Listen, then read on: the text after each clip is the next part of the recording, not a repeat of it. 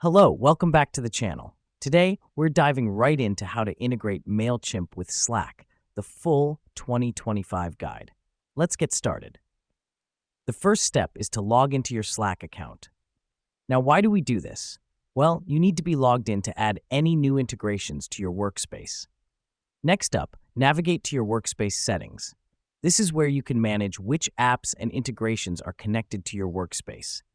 Once you're in your workspace settings, it's time to click on the Apps and Integrations option. This will lead you to a page listing all the apps and integrations compatible with Slack.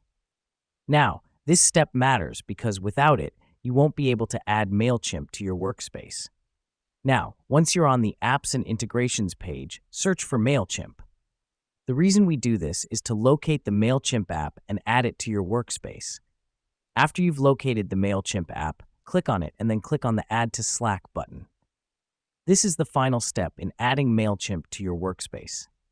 Let me explain why this matters.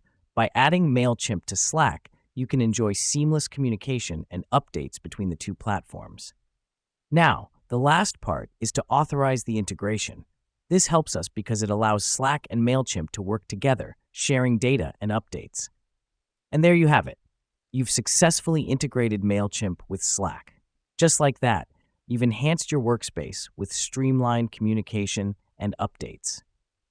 That's all for today's guide, and we'll catch you in the next tutorial.